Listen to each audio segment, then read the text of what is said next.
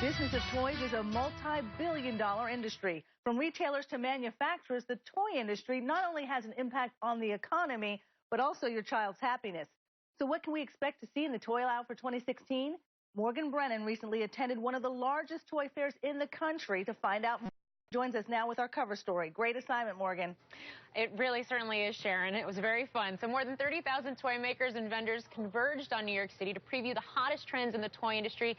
And here's what to expect from the big business of play as 2016 unfolds. He loves his ball. He goes crazy for his ball. From Wowie's robotic dog to Barbie's new hoverboard to more than 100 new Shopkins characters, companies are unveiling their newest gadgets and playthings.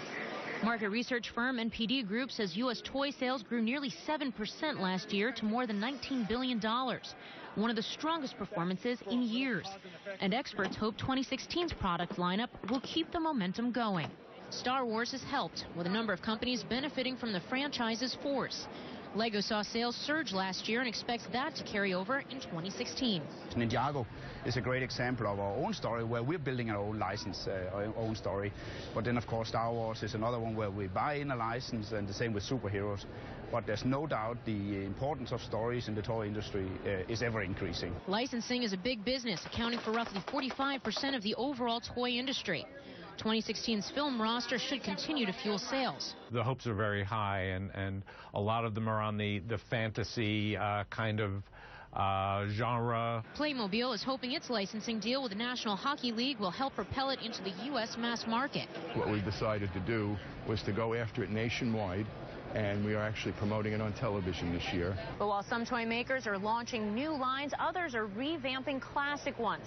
Take Barbie. Mattel's 57-year-old iconic doll is getting more eye colors, hairstyles, even more body types, all in an effort to appeal to more girls and stoke more sales. So last year, Mattel also unveiled Hello Barbie. This is a talking doll that's powered by artificial intelligence. Now it's adding a smart home, an automated dollhouse that connects to Wi-Fi and reacts to voice commands. So all of these efforts seem to be working. Barbie sales last quarter grew for the first time in years.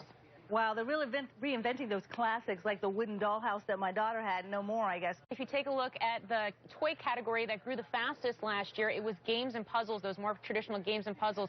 Those were up 11%, but even those types of products are getting makeovers. If you take a look at Hasbro's Monopoly, that game is actually in the process of getting rid of its paper cash and going to move that over to bank cards. One of my favorites is actually Lionel. Now, this is the century-old toy train maker. They're actually unveiling something that looks more like a toy roller coaster track with spaceship-inspired locomotives that little boys can race rather than those model trains that you're used to seeing under the Christmas tree, for example.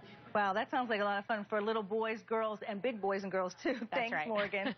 Joining us now to talk all things toys is Steve Paserb, Toy Industry Association CEO and President, and Dana Points, Parents Magazine Editor-in-Chief. Thank you both for being here. What are you seeing, Steve, as some of the hottest trends in the industry right now? We're seeing innovation from end to end. So on the tech end, tech has gotten really cool, and the tech toys are innovative and fun in a way they never have before. As the piece said, games are hot, and games now interact much better with apps. So one of the cool ones out there right now is called Wethead, which is basically a water roulette game. But the cool thing is there's an app that lets you extend it. You can make it a trivia game, or you can add your own clues and your own way to take it further forward.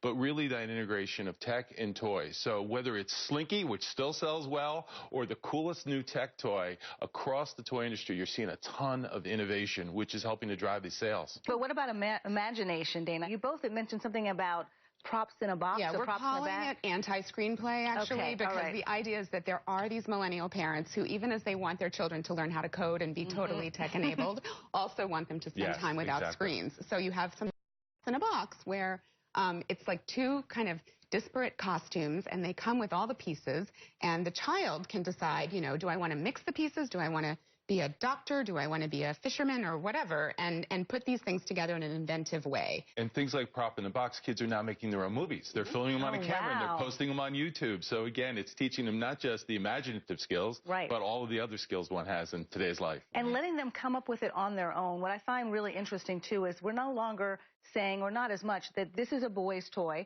this is a girl's toy. Amazon doesn't have those categories Target anymore. Really made that big decision to change its aisles and open-ended play, which is what you're talking about, is really hot right now. The way to think about this is toys are the instruments of play, and play is an essential part of childhood development. It teaches them social skills, spatial skills, negotiation in the case of something like Shopkins where kids are trading them. Right. So you having your child play, and unstructured play in particular, is a really important part of developing a well-rounded child. Right. Let's talk about Shopkins for a minute, because I just had my Shopkins tutorial.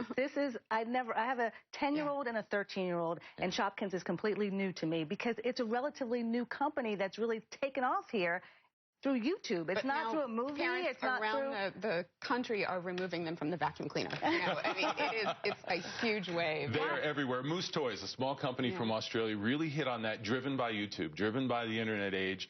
Kids love them. They love to collect them. They're now Shopkins clubs in schools where they get together, trade back and forth. So kids learn how to collect, so they have the patience to collect. They learn how to negotiate because they trade them back and forth. They learn organization, all those things that are fun. And they're just cool little toys. They're enjoyable, and they're a price point that families can afford. And I think the market has awakened to the fact that this is really hot, and so you're going to see companies, Lego and Hasbro's Little Kingdom, Mattel's which got has some even things out there. Pieces, you know, and so everybody's aware now. If you have a product with like a $10 price point, people might buy lots of them, that they're collectible. The one thing that I think there still needs to have some progress here, but we're getting there, is diversity in toys. I mean, I was really excited to see Melody, the new African-American doll from American Girl, coming out. Are we seeing more of that, and more for Latino boys and girls also? Companies need to understand, and they are understanding, that their toys need to be a reflection of broader society. So the gender changes that you mentioned, the broadening of race and diversity in toys